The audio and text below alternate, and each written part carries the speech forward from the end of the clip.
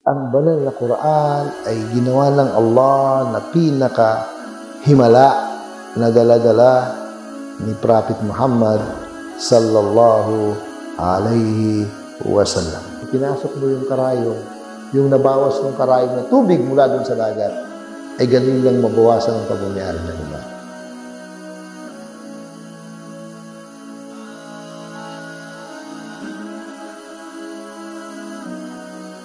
Bismillahirrahmanirrahim. Alhamdulillahi Rabbil Alamin. Wal aqibatu lil muttaqina wala udwana illa 'alal zalimin. Wassalatu wassalamu ala sayyidina wa nabiyyina Muhammad wa ala alihi wa sahbihi ajma'in. Amma ba'du. Assalamu alaikum warahmatullahi wabarakatuh. Mga minamahal po namin ng mga kapatid at mga giliw namin na taga-subaybay, ipagpatuloy po natin ang ating naumpisahan na tungkol sa mga mahalagang bagay na meron ang banal na Quran. Ayon sa mga mufassirun, mga nagpapaliwanag ng banal na Quran, ay dun sa sinabi ng Allah subhanahu wa ta'ala na dinescribe ng Allah ang banal na Quran, na sinabi niya, shifa'u wa rahmatul lil mu'minin. Ito ay lunas sa sakit at awa sa mga mananampalataya. Ibig sabihin, kapag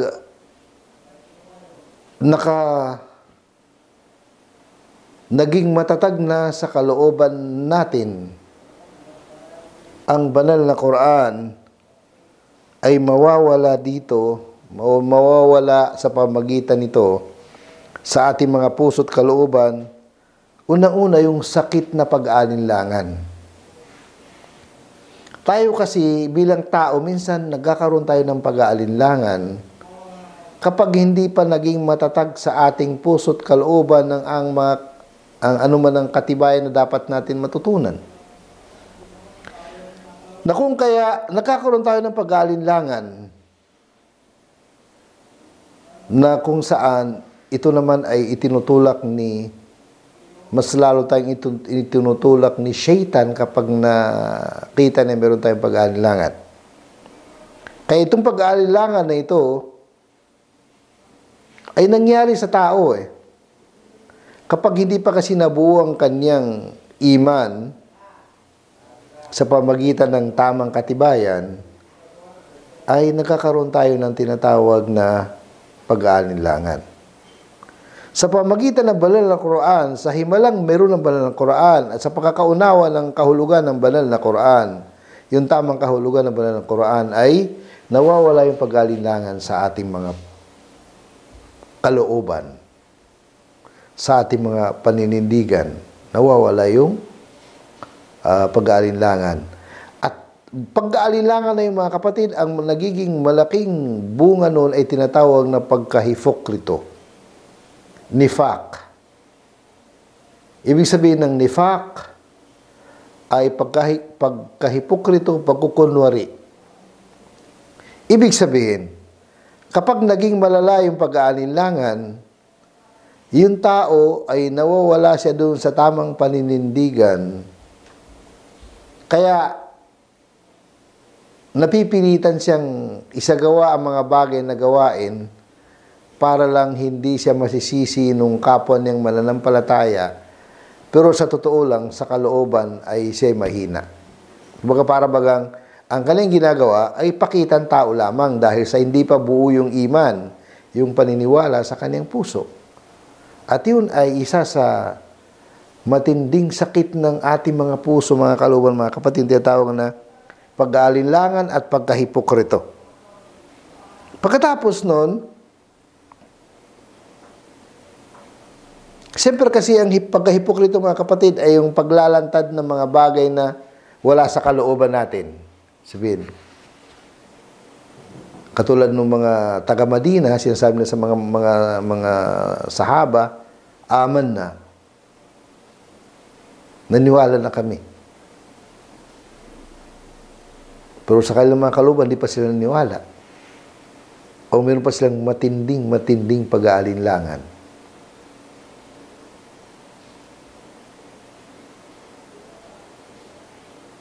Kaya, pagkatapos nun, ano ang kasunod nun?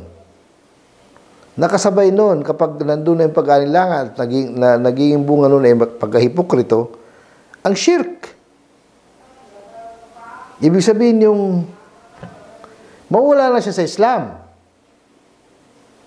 Nagkakaroon na ng shirk, yung paniniwala at pagtitiwala sa sino man, nino man na maliban sa Allah. Kaya nasisira talaga.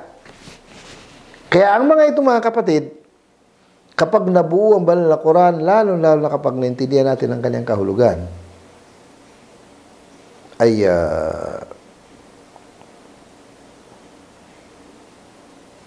nawawala sa pamagitan ng banal na Quran. Kaya ginagamot ng banal na Quran ang mga matitinding bagay na ito na nakakasira sa ating pagiging Muslim.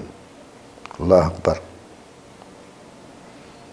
Kaya ano ang kasunod doon kapag nalinisan na yung ating kalooban, nagiging dalisay ng ating layunin, naging matuwid ng ating hangarin, na ginagawa natin anumang bagay alang-alang sa Allah Subhanahu wa Ta'ala, doon papasok na yung iman, ang tamang pananampalataya, at papasok na yung hikma, wisdom, kaalaman, karunungan. Kaya dahil sa matatag na yung ating pananampalataya at nabuo na siya, ay papasok na yung paghahangad ng kabutihan. Ibig sabihin, isipin mo yung kabutihan. Actually, totoo talaga yung mga kapatid. Hanggat mayroon pang pag-aalinlangan sa ating kalooban, yung paningin natin, panahon natin sa kabutihan, hindi pa klaro. Kailangan maging klaro kasi. Kailangan maging klaro yung ating paningin sa paggawa ng mabuti. Kasi minsan, yung pagsasagawa natin ng kabutihan, nahaharangan ng mga pag-aalinlangan, nahaharangan ng pagiging malabo sa ating isip, sa ating puso ng mga mahalagang bagay na ito. Na kung saan kapag naintindihan natin at binabasa natin ang banal na Quran palagi, nawawala ito. Nawawala. Nabubura. Halimbawa na lang isa sa pag-uugali ng mga mananampalataya,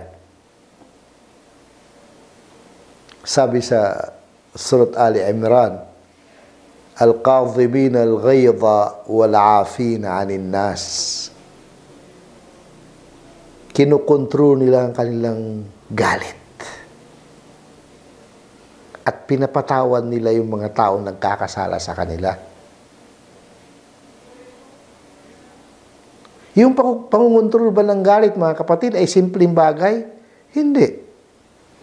Kasi yung pangontrol ng ating galit ay nagmumula sa ating tamang pagkakilala sa Allah Subhanahu wa Ta'ala. Samantalang kasi ang galit ay nanggaling kay Shaitan. Kaya doon sa ayan na, Al-Qadhimin al-Ghayda wal-Afina anin nas, kinukontrol lang kanilang galit at pinapatawan nilang mga tao. Yun yung pag-ugali na kung saan napakahirap pag hindi mo pa naintindihan. Ay kailan mangyari ito mga kapatid? Kapag napasok na ng Quran ng ating mga puso, napasok na ng tamang pagkakaintindi ang ating mga kalooban, at nakikilala natin ang Allah Subhanahu wa Ta'ala, doon mangyari yung makokontrol natin ang ating galit. Allahu Akbar.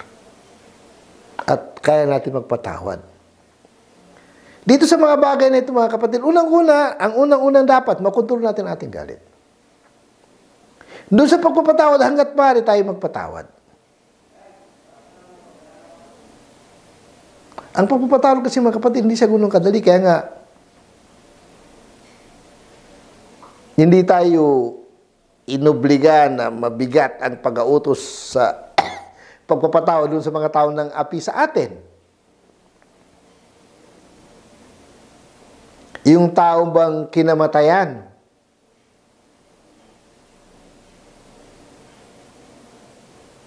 ay inobliga ng Allah na magpatawad?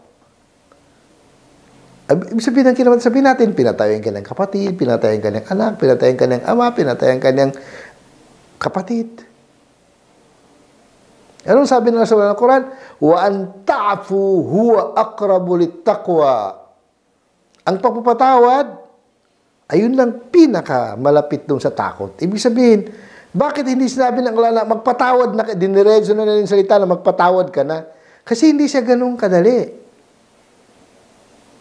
Ibig sabihin, hindi ka inobliga. Halimbawa na lang, ikaw ay nangyari sa, wag sana mangyari, sino man sa atin ang sabihin natin inapi, inagawan ng kayamanan, inalipusta, niloko ng matinding panluloko ng ibang tao.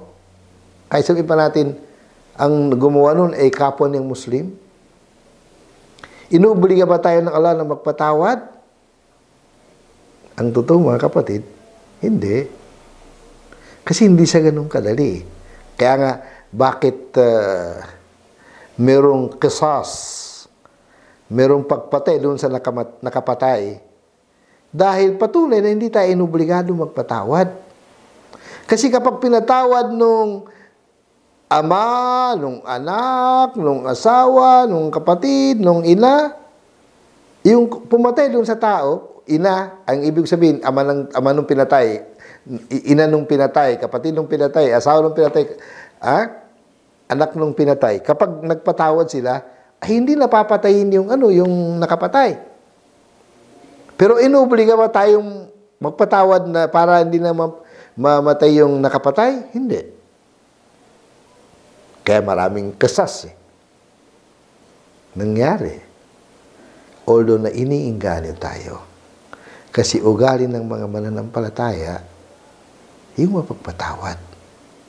At nangyari ito mga kapatid, yung matatag na paninindigan at malinis na kalooban, malinis na panindigan, matatag na panindigan sa ating mga puso at sa ating mga kalooban, kapag naging matatag na yung banal na Quran sa loob, naintindihan natin, binabasa natin araw-araw, ay mababago na yun eh.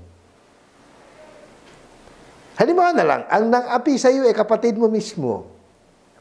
Dinaya ka niya, inapi ka niya. Ngayon, ano namang iibabaw?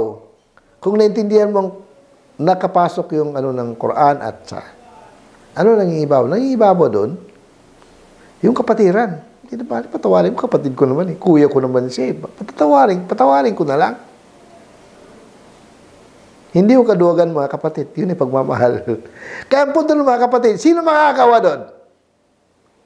Ang makakagawa ng mga kapatid, yung mga tao na naging kumbaga sa naging matatag na ang kanilang pananampalataya, naging malinaw na ang kanilang mga puso, naging malinis na ang kanilang, madalisay na ang kanilang layunin, dahil sa nagamot ng banal na Quran, at higit sa lahat kapag naunawalan nila ang banal na Quran.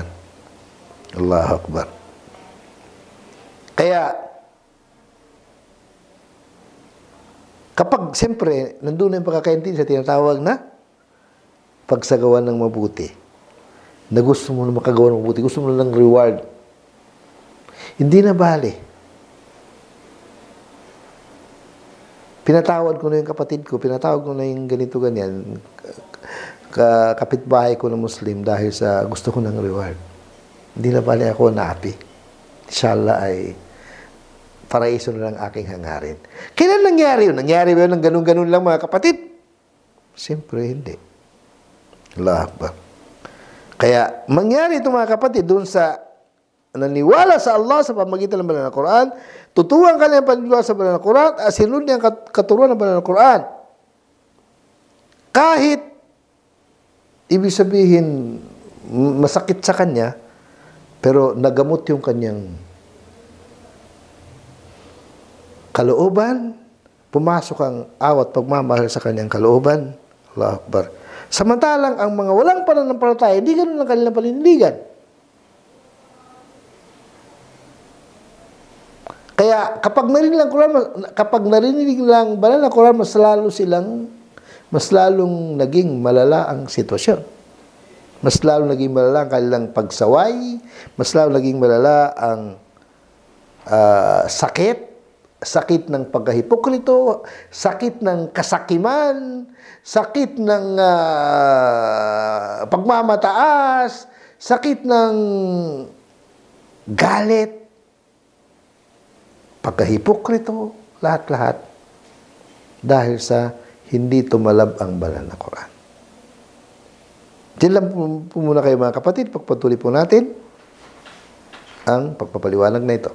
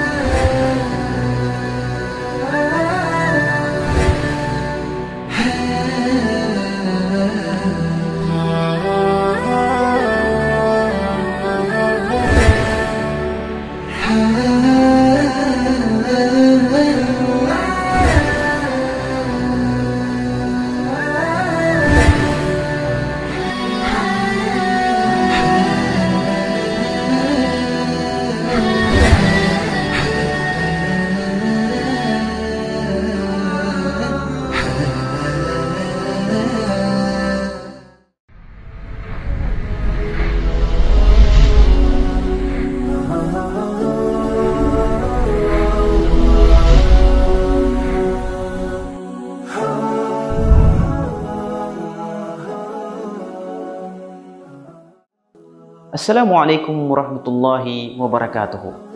Ang bawat isa sa atin ay nangangarap na magkaroon ng sarili. Kaya nga mga kapatid, kabaliktaran dun sa mga hindi naniniwala sa banal na Quran, ay iba naman ang sinabi ng Allah patungkol sa kanila. Anong sabi ng Allah? Ba'da billahi minasyaitanir rajim. Qul huwa lilladina amanu hudaw wa shifaa. Hudaw wa shifaa. Sabi mo, O Muhammad, ang banal na Quran ay para sa mga mananampalataya ay gabay at lunas sa anuman ng sakit o anuman ng problema. Ang banal na Quran ay gabay, lunas sa anumang sakit, anuman ng problema. Lunas. Sabihin, nagagamot ang anuman ng klase ng sakit. Nakalantad na sakit, o lihim na sakit, o espiritual na sakit, ay nagagamot ng banal na Quran. Samantalang, sabi ng Allah, وَالَّذِينَ لَا يُؤْمِنُونَ فِي آذَانِهِمْ وَقْرٌ. Ang mga walang pananampalataya, para sa kanila, ang banal na Quran ay wakrun sa kanilang mga tainga. Mabigat. Parang mahirap pumasok. Masikip, mabigat sa kanilang mga tainga. Ayaw nilang pakinggan. Allahu Akbar. Wa fi adanihim waqr. Wa huwa alayhim ama. At para sa kanila ay pagkabulag. Ibig sabihin, ito yung sinasabi natin na, ibig sabihin, nagbibingi-bingihan. Mabigat eh. Parang wala siya narinig. Wa huwa alayhim ama. Sabihin, nagbubulag-bulagan. Ayaw nilang tumingin, ayaw nilang tingnan, ayaw nilang alamin. Ulaika yunadawna min makanin ba'id. Sila ay tinatawag na malayo. Sabihin, sila ay napunta doon sa malayong-malayo. Kumbaga sa mahirap, sabihin, nilalayuan nila yung katotohanan.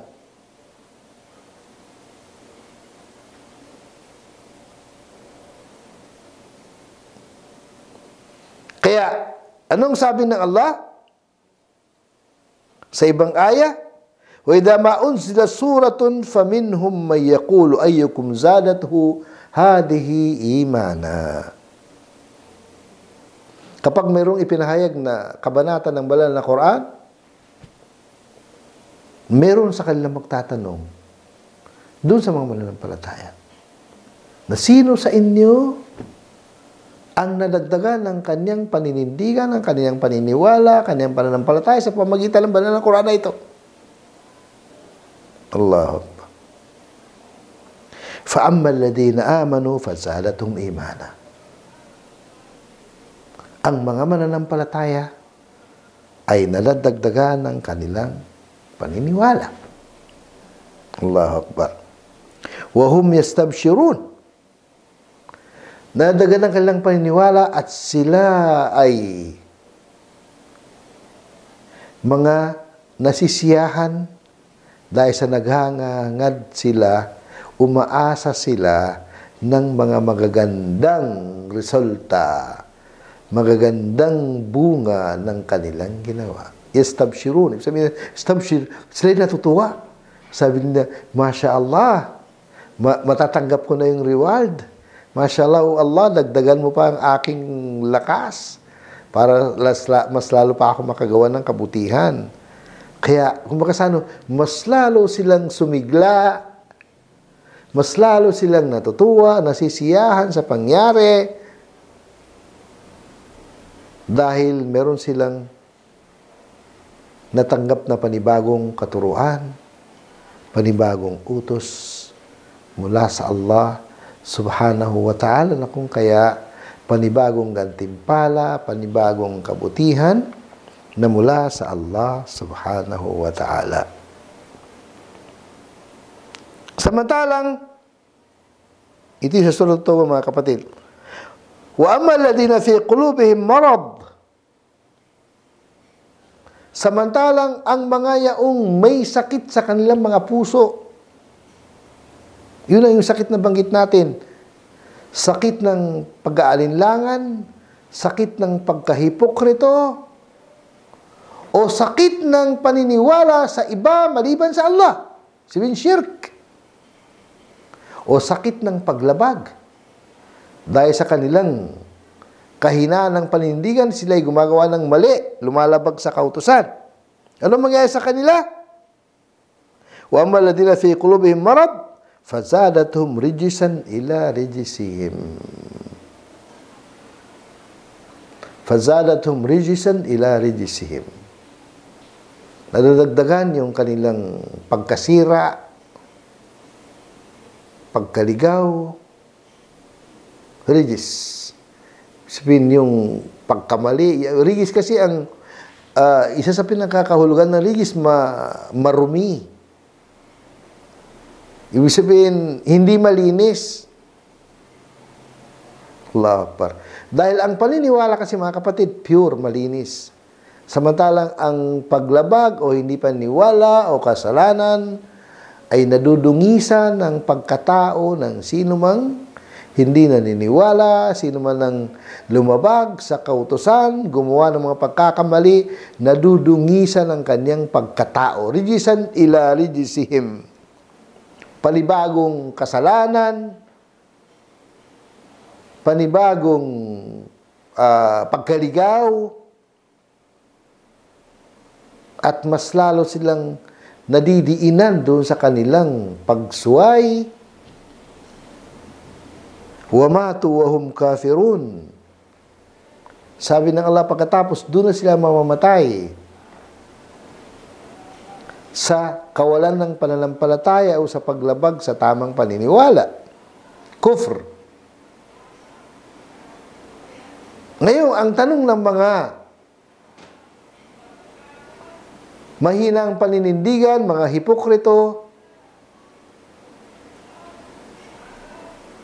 ang tanong nila,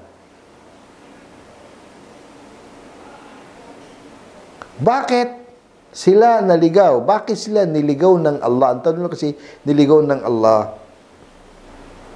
Ilang tanong.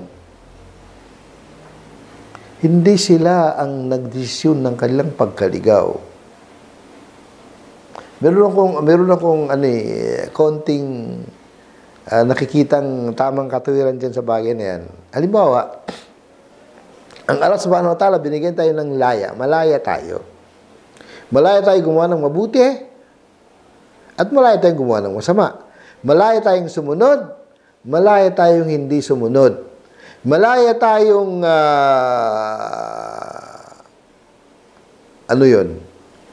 malaya tayong maniwala, at malaya tayong hindi maniwala. Di ba binigyan tayo ng kalayaan ng Allah subhanahu wa ta'ala? Ngayon, kung sakaling sino man sa atin ang naniwala at sa tuwing nakakatanggap ng kautusan ng banal na Quran, padagdag ang kanyang paniwala at patuwid ang kanyang nagagawa, ang kanyang tinatahak na landas, at parami ang kanyang kabutihan, ano masabi natin sa kanya?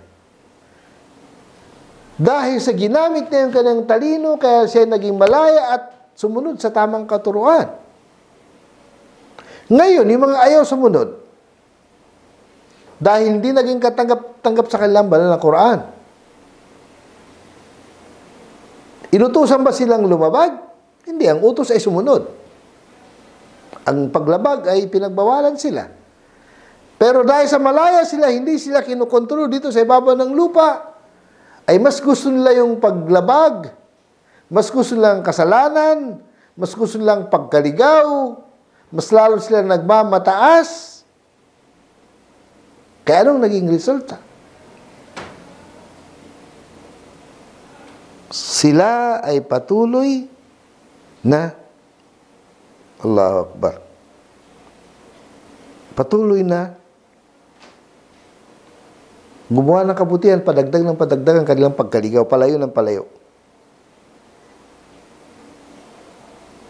Kaya, ano ang mangyari? Sila ay mamamatay dun sa kawalan ng pananampalataya.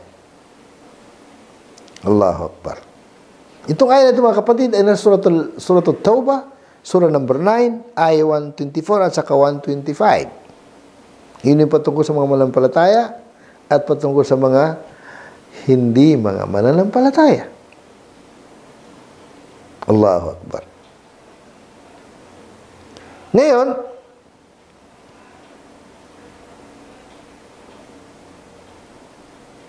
ano ang sabi ng isa sa mga mufassirun?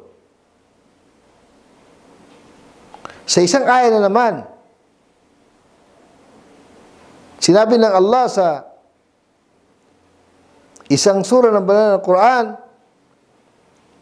sabi ng Allah, وَنُنَزِّلُ مِنَ الْقُرْآنِ مَا هُوَ شِفَاءٌ وَرَحْمَةٌ لِلْمُؤْمِنِينَ. Ibinaba namin, pinahayag namin na nilalaman ng banal na Quran ang shifa, lunas sa anumang problema, sa anumang sakit. Wa rahmatan lil mu'minin, ma huwa shifa wa rahmatul lil mu'minin. Awat pagmamahal sa mga mananampalataya. Dahil ang banal na Quran, kapag narinig ng mga mananampalataya, ay unang-una pinakinabangan nila, ginawa nilang anuman ang dapat gawin para dito. Pagkatapos, inalaga nila, isinaulo nila, inalam nila, inintindi nila. Allahu Akbar. Yun ang ibig sabihin ng aya na yun, ayon sa kay Qatada, isa sa mga mufassirin. Yung aya naman para sa mga ligaw, sabi ng Allah, wala yazidu adh-dhalimina illa khasara, yung binigas natin kanina dun sa unang sura. Hindi malalagdagan yung mga ligaw, mga mang-aapi, mga masama, kundi khasara, pagkatalo. Ibig sabihin, wala silang makuhang pakinabang doon sa pinahayag na banal na Quran, wala silang aalagaan, wala silang isasaulo, wala silang intindihin, dahil ginawa ng Allah subhanahu wa ta'ala, ang banal na Quran na ito ay lunas, awat pagmamahal sa mga mananampalataya lamang. Allahu Akbar. Ito'y matatagpuan natin mga kapatid sa tafsir Ibn Kathir. Sa isang aya naman na sinabi ng Allah, Ya ayuhan nasu qad ja'akum mau'izatun min rabbikum wa shifa. O kayong mga tao, katunayan dumating sa inyo, qad ja'atkum mau'izah. Katunayan dumating sa inyo ang mau'izah. Mga pagpapayo, pagpapaalaala. Min rabbikum, mula sa inyong Panginoon. Ito ang tinutukoy dito ang banal na Quran. Wa shifaa'un lima fis sudur. At ito ay lunas sa anumang sakit na nasa kalooban ng tao. Sabihin, unang-unang ginagamot nito, yung sakit na nabanggit natin kanina, syak, nifaq, at saka shirk. Pag-aalilangan, pagkahipokrito, sabihin yung pagkahipokrito, hindi totoo, sabihin pagkukunwari, at saka yung shirk. Paniwala sa iba maliban sa Allah, o pagsamba sa iba maliban sa Allah.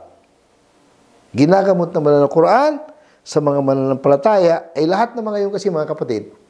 Saan ba matatagpuan ng pag-aalinlangan? Sa puso. Saan matatagpuan ng paghipokrito? Sa puso. Saan matatagpuan ng paniwala sa iba maliban sa Allah? Sa puso. Kaya ito'y mga sakit ng puso. Allahu Akbar. Wa hudaw wa rahmatan lil mu'minin. Allahu Akbar. Ito'y gabay at awa sa mga mananampalataya. Allahu Akbar. Ito sa Surat Yunus, Surah number 11, aya na 57. At sinabi ng Allah, walau ja'alnahu Qur'anan a'jamiyan laqalu lawla fussilat ayatuhu a'jamiyyu wa arabi qul huwa lilladheena amanu hudaw wa shifaa' walladheena la yu'minuna fi adanihim wa qul wa huwa 'alaihim 'ama ulaika yunaduna min makanin ba'id. Yung pinaliwanag natin kanina, ito yung inulit na natin. Aya na ito, ayon sa Surat Fussilat, sabi ng Allah, kung ginusto lang namin na ginawa namin ng aklat ay hindi Arabic, Aajami, non-Arab, sasabihin nila, bakit hindi na lang hiniwalay ang malinaw na Arabic sa mga hindi Arabic? Ibig sabihin nun, hindi rin pwedeng gawin ng Allah na hindi Arabic dahil ang pinaka-matatag, pinaka-eloquenting salita nun ni Arabic ay kailangan talaga Arabic. Ang banal na Quran, yun ang kagustuhan ng Allah subhanahu wa ta'ala. Kaya, sabihin mo, ang banal na Quran, yung binigay natin kanina aya, ito ay para sa mga mamampalataya, ay gabay at lunas sa mga sakit, at para sa mga hindi naniwala, na kung saan mabigat ang kanilang mga tainga, hindi makakapasok ang katuruan na ito, at sila ay bulag, nagbubulag-bulagan dito, ulaika min yunado na may makanin bahid. Mga kapatid, marami pong salamat. Pagputuloy pa po natin. Jazakumullah khair. Assalamualaikum warahmatullahi wabarakatuh.